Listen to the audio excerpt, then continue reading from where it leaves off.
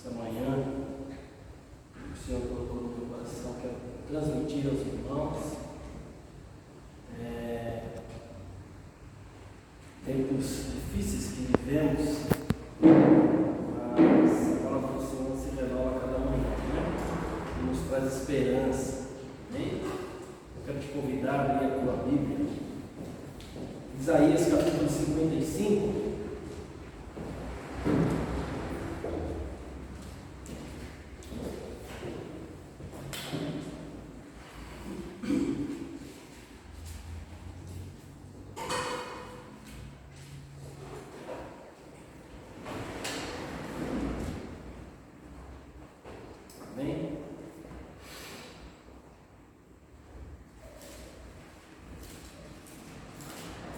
Isaías capítulo 55 diz assim, primeiro versículo: Ó vós, todos os que tendes sede, vinde às águas, e vós que não tendes dinheiro, vinde comprar e comer, sim, vinde comprar sem dinheiro e sem preço, vinho e leite. Versículo 6: Buscai ao Senhor enquanto se pode achar, invocai enquanto está perto. Deixe ímpio o seu caminho e o homem maligno os seus pensamentos, e se converta ao Senhor, que se compadecerá dele. Torne para o nosso Deus, porque grandioso é em perdoar. Porque os meus pensamentos não são os vossos pensamentos, nem os vossos caminhos meus caminhos, diz o Senhor. Porque assim como os céus são mais elevados do que a terra, assim são os meus caminhos mais altos do que os vossos caminhos, e os meus pensamentos mais altos do que os vossos pensamentos. Porque assim como desce a chuva e a neve dos céus, e para lá não tornam, mas regam a terra e a fazem produzir e brotar, e dar semente ao semeador e pão ao que come, assim será a palavra que sair da minha boca. Ela não voltará para mim vazia, antes fará o que me apraz e prosperará naquilo para que a enviei. Amém? Então, nos dias que nós estamos vivendo, irmãos, tudo está muito pautado em valores, em dinheiro, né? A sociedade hoje está muito a ótica e se busca muito as coisas dessa vida. Mas nesse texto que nós acabamos de ler aqui, o versículo 1 diz: Ó vós todos que tendes sede, vinde às águas, e vós que não tendes dinheiro, vinde comprar e comer, sim, vinde comprar sem dinheiro e sem preço, vinho e leite. Então aqui, no primeiro momento, dá a impressão que é meio estranho, né, para quem não está acostumado com os textos bíblicos, porque está dizendo que aqueles que querem vinho e leite podem ir até ele e comprar sem dinheiro. Mas aqui qual que é a moeda de troca? Quando nós nos deparamos com esse texto, a moeda de troca aqui é a sede. Se você tiver sede, vinde a mim. É isso que está dizendo. Essa é a moeda de troca para você receber o vinho e receber o leite. E quando nós falamos em vinho, eu me lembro de um pastor muito querido nosso, que ele sempre na hora da ceia falava do vinho, né? O vinho tem sabor, tem cor, tem aroma. Mas mais do que isso, quando nós nos aprofundamos um pouco mais, o vinho, na verdade, ele significa, é a essência da vida vegetal. E quando nós falamos do leite, o leite significa a essência da vida animal. E esse texto aqui, quando nós nos deparamos com ele, aqui é um texto que está falando sobre uma abundante, sobre o vinho, sobre o leite. O vinho também significa alegria. Mas quando nós pegamos um todo do livro de Isaías, o livro de Isaías é como se fosse uma mini Bíblia. Os primeiros 39 capítulos do livro trata de juízo de Deus sobre o povo, mas os últimos 27 capítulos falam sobre salvação, sobre restauração, sobre restituição. E não é diferente nesse capítulo 55. Aqui fala de salvação, de restauração. Então, quando nos deparamos com isso aqui, que entendemos isso, que aqui Deus está falando para o povo, que aquele que tem sede, para ir até Ele comprar sem dinheiro. E essa moeda de troca que era o ter sede, então todos estão convidados, mas nem todos têm sede de ir até Ele. Entende? Quando está falando para comprar o vinho, para comprar o leite, nós entendemos que está falando de vida abundante em todos os sentidos.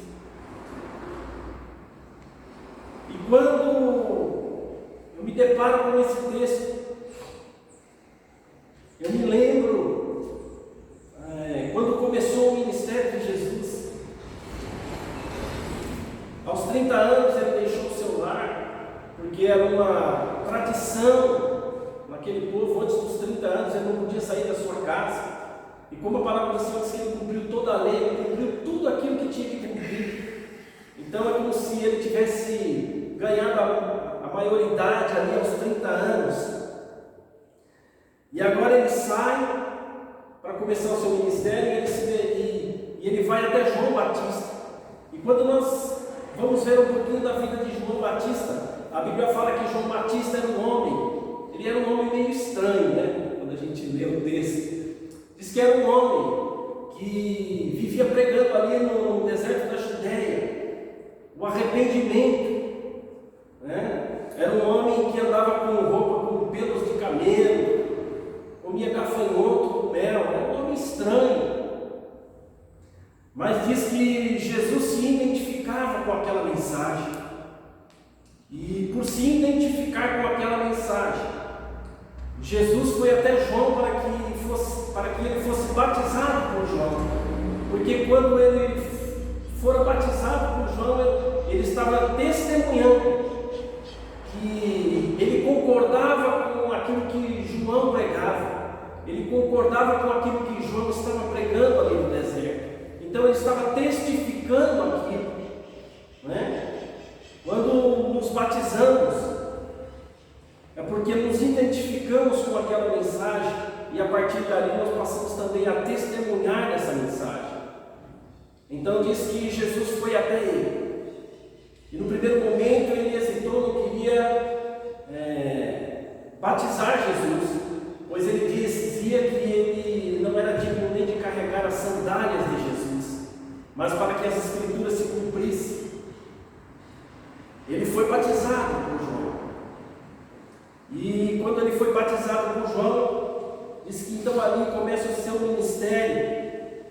E é interessante porque tanto João quanto Jesus, nos dias que vivemos, a gente vê que quando as pessoas têm um ministério próspero, quanto mais próspero, quanto mais eles acham que eles são poderosos e conhecem de Deus, eles querem no primeiro momento estar no meio das multidões, eles querem estar no meio de grandes congressos, de grandes plateias. Mas diz que este João pregava no deserto da Judéia, e diz que vinha pessoas de toda Jerusalém e de regiões adjacentes ali ouvir esse homem, se arrepender dos seus pecados, e era batizado, porque ele pregava um batismo de arrependimento. E da mesma forma Jesus, quando foi até ele e se batizou, diz que o Espírito então pega, o Espírito de Deus pega Jesus e leva ele para o deserto.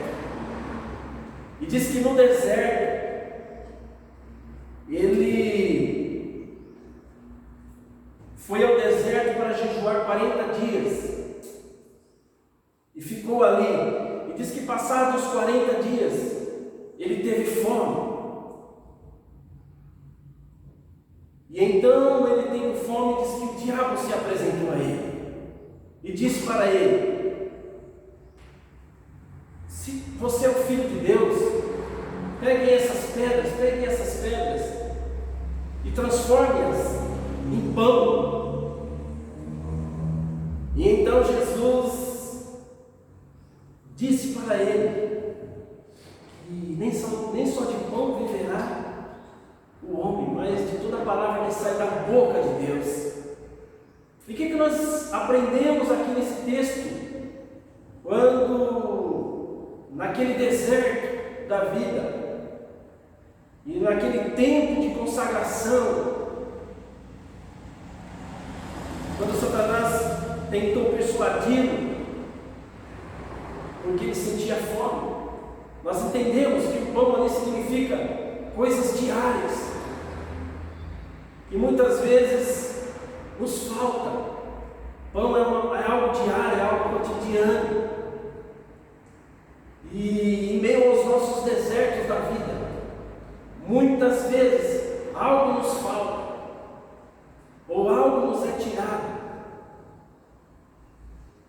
E é nesse momento que o inimigo chega para tentar, de alguma forma, nos persuadir a não cumprir o propósito a qual fomos chamados. E depois daquela resposta de Jesus,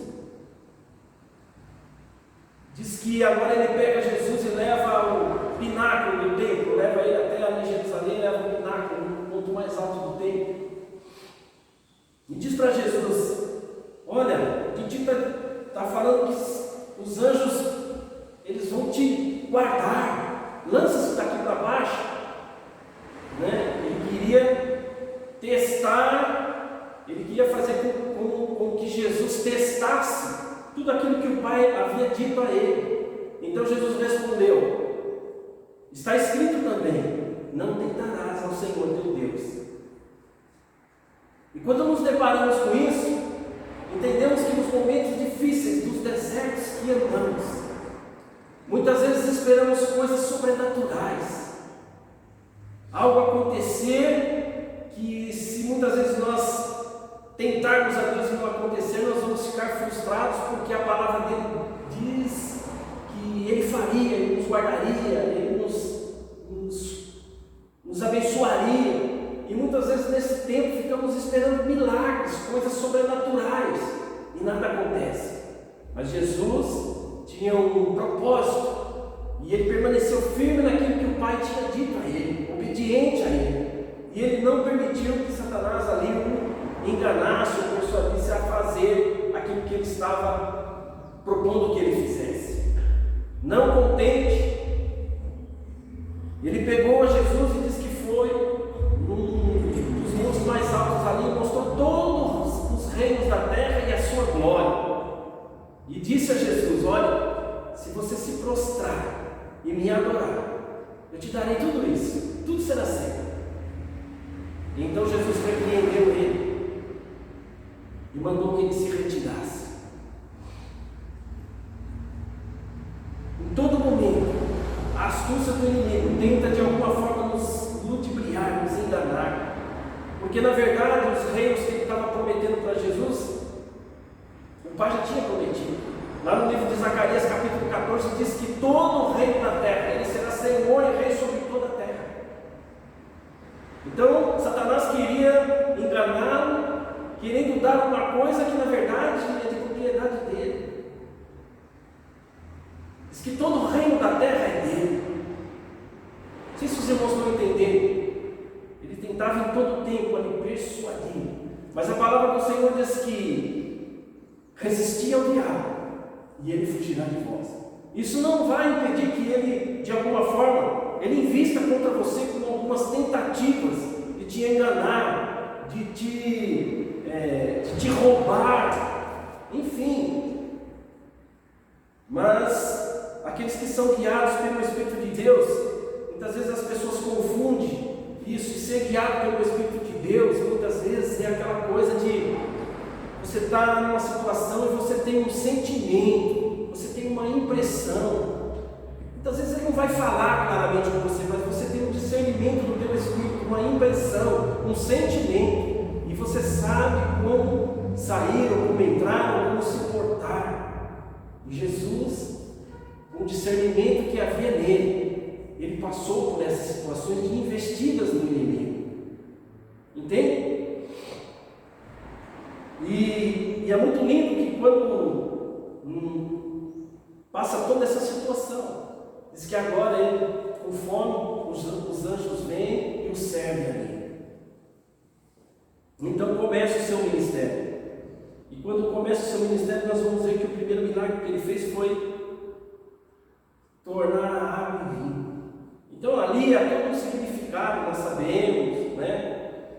Mas um dos significados também ali estava dizendo o seguinte, estava falando da sua maioridade, do seu início, que agora ele não era mais aquele que estava debaixo de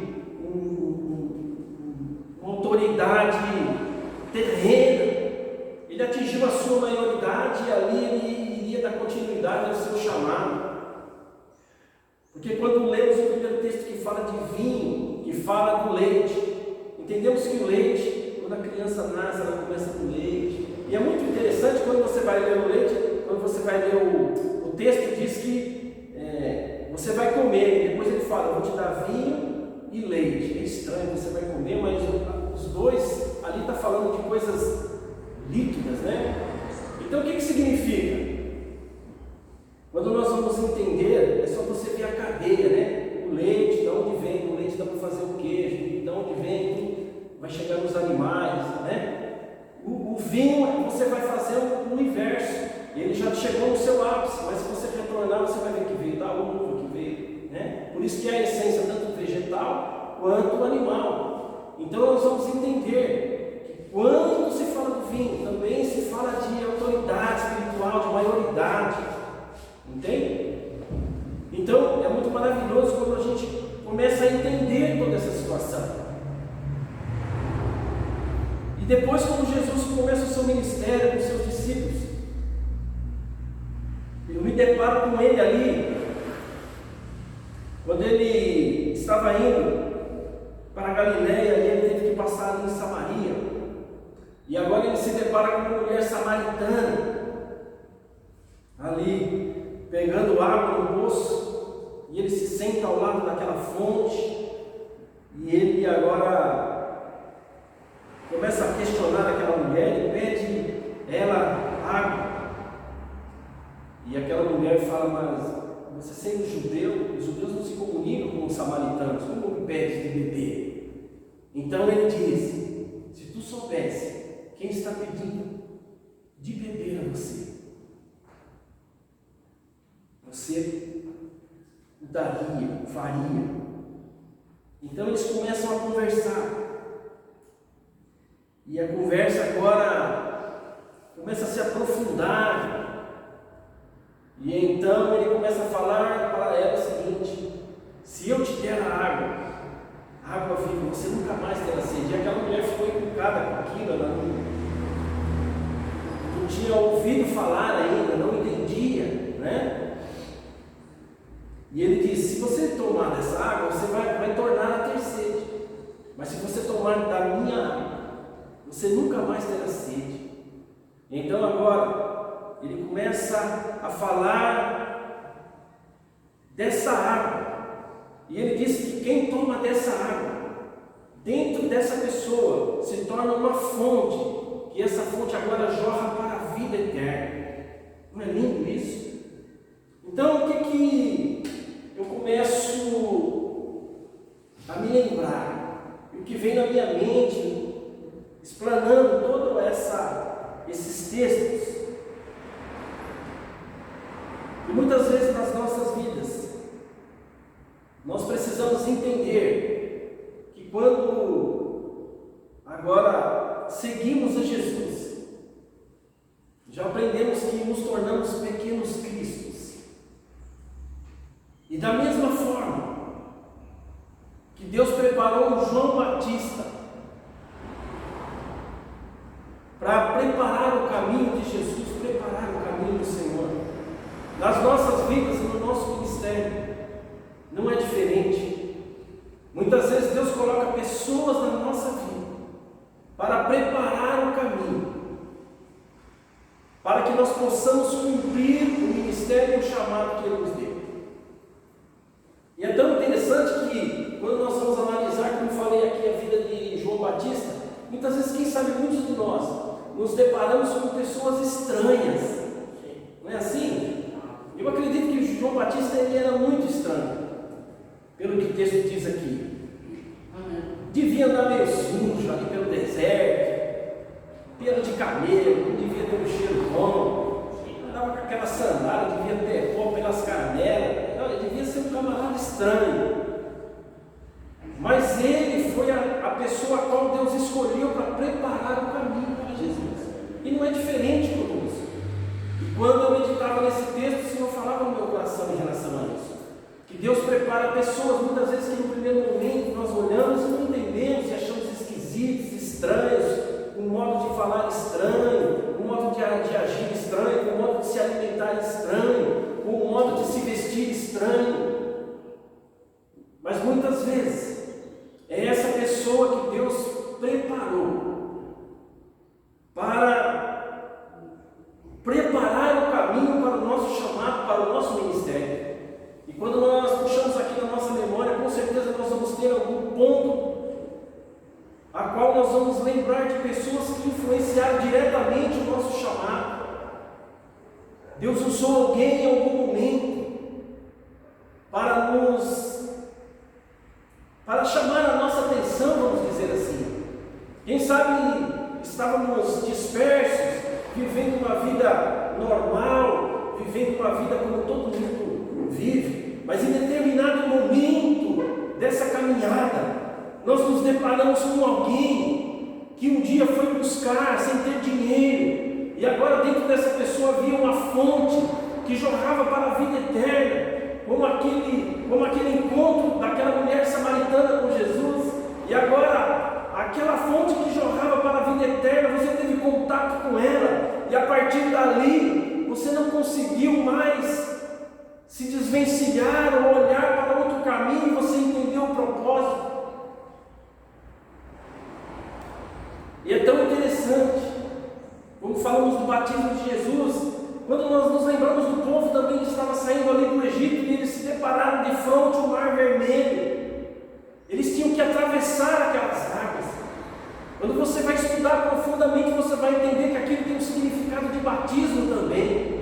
Deixar a velha vida para trás. E a partir do momento que eles atravessaram o Mar Vermelho, eles tinham um propósito agora, eles tinham que chegar até a terra que lhes foi prometida. Então agora, eles tinham um novo propósito no seu coração. Agora todos caminhavam com o mesmo sentimento. É da mesma forma.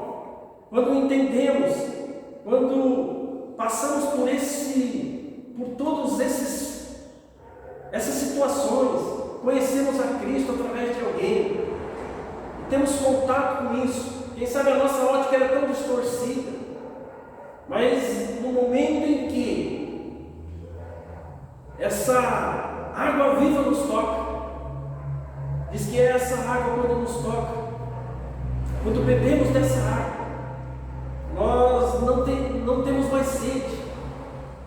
E a partir daí começamos a entender o propósito de uma vida abundante. E quando falamos de uma vida abundante, as pessoas acham que é simplesmente nesta vida. Jesus ele foi buscar, ele foi se encher dessa fonte ali no deserto, mas enquanto ele se enchia, disse que ele sentiu fome. Deve ter sentido em algum momento frio, porque no deserto é frio. Quem sabe sentiu medo à noite, entende? Mas ele foi à fonte, porque ele tinha sede. Quem sabe muitos de nós não entendemos o tempo do nosso chamado, não entendemos o que o Senhor está falando. Muitas vezes há algum tempo conosco, e o Senhor tem dito que se nós temos sede, e nós queremos cumprir o propósito de Deus, temos que ir à fonte, temos que beber dessa água, para que nós possamos ter vida abundante, para que nós não venhamos mais ter sede, nem fome. Mais do que isso, a Bíblia fala muito também daqueles que têm fome e sede de justiça. E quando falamos em justiça, fome e sede de justiça, tudo isso é saciado nessa fonte. E quanto mais você vai estudando isso, você vai se aprofundando. E quando fala de justiça, nós vamos ver quando a Bíblia cita muitos textos e fala que os santos estarão de linho fino, né? Jesus estava de linho fino em determinado momento. Quando fala das vestes de linho fino, está dizendo de atos de justiça dos santos, irmãos. Fomos justificados. E agora, quando amamos a justiça, isso é como se fosse uma vestimenta. Atos de justiça é como se fosse uma vestimenta, e para Deus é como se fosse linho fino. Entende? Uma coisa vai se aprofundando,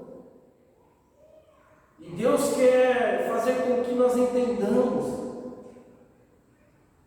que não é simplesmente um entrar no deserto por algo pessoal nosso, por algo que estamos batalhando, ou por algo que almejamos, mas é um propósito maior. E no texto ali em Isaías 55 ainda continua dizendo, a partir do versículo 6, buscai o Senhor enquanto se pode achar, invocai-o enquanto está perto. Diz que os seus pensamentos não são os nossos, seus caminhos não são os nossos, são mais elevados. Mas muitas vezes nessa trajetória da nossa vida, nos deixamos levar pela sugestão do inimigo. E quando temos fome de coisas cotidianas, nos vendemos, nos corrompemos.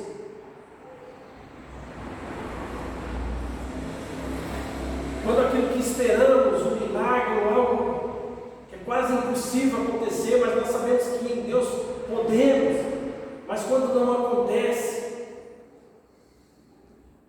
tentamos a Deus.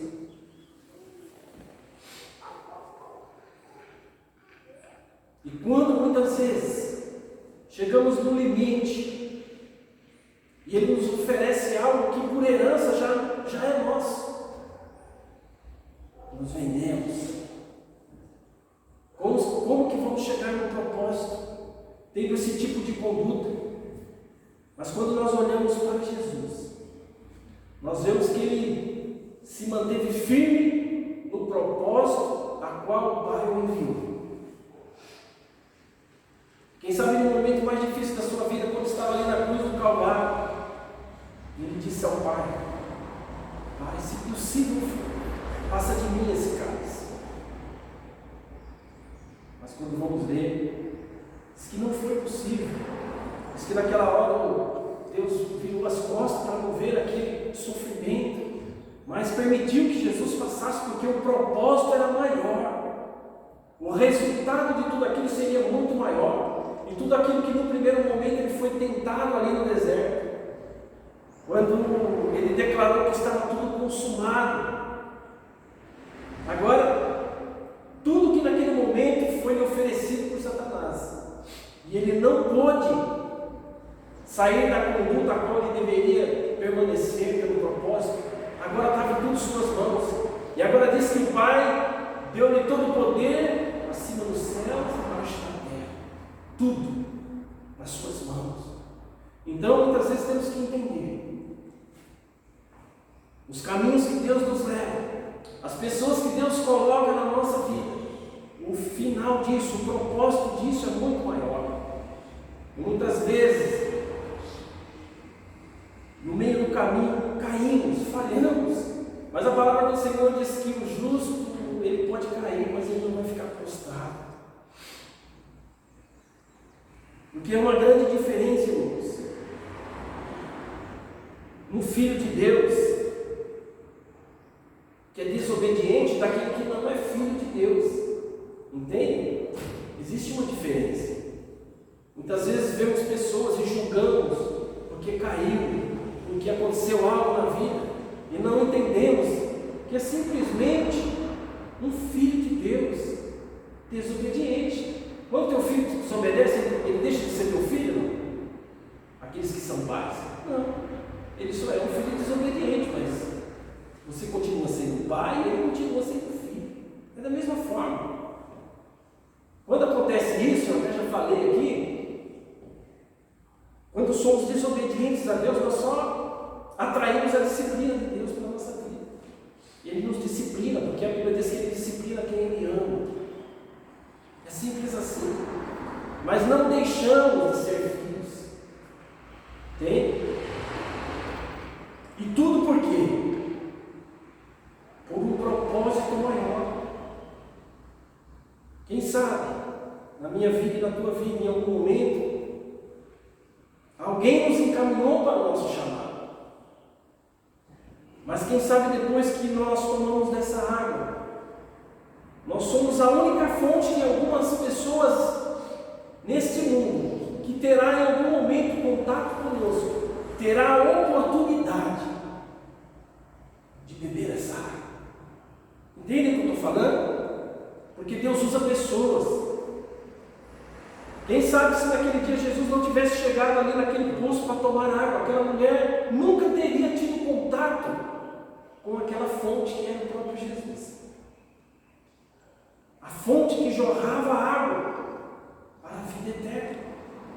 Quem sabe eu e você, na nossa caminhada, Deus vai colocar pessoas e você vai ser a única oportunidade que essa pessoa vai ter de provar dessa fonte. Mas para que você se torne essa fonte, primeiro você precisa ter sede. Quando foi lido aqui no começo, o primeiro verso do Salmo 42 fala disso, sobre ter sede de Deus. Se você não tiver sede de Deus, não tem como você se tornar uma fonte. Entende? Deus nos chamou para que essa fonte possa saciar pessoas sedentas que muitas vezes nos rodeiam no nosso cotidiano. E quem sabe tudo aquilo que você tem sido privado em algumas situações no cotidiano ou na espera de um milagre de Deus, quando você for até a fonte, diz que você vai ter vinho e leite, você vai ter abundância, porque o propósito final é maior do que todo obstáculo que encontramos no caminho. Nessa manhã, quem sabe alguém chegou aqui sem esperança, ou com dúvida no seu coração, do teu chamado, do tempo de Deus na tua vida. Essa palavra é para você entender que, como diz as Escrituras, debaixo dos céus há tempo para todas as coisas. Não adianta nós queremos antecipar as coisas. O tempo de Deus e aquela coisa, ele nunca chega atrasado. Ele chega no tempo certo, na tua vida. Ele vai te dar as oportunidades no tempo certo que você está preparado. E quando você, de alguma forma, se torna um filho desobediente, ele te disciplina, porque ele quer levar você até o propósito ao qual ele planejou. E muitas vezes na caminhada, nós não entendemos os processos que passamos. Quando falamos do vinho, até chegar ao vinho, é um processo. Há um processo de fermentação e tudo mais, há um tempo. Mas muitas vezes queremos entrar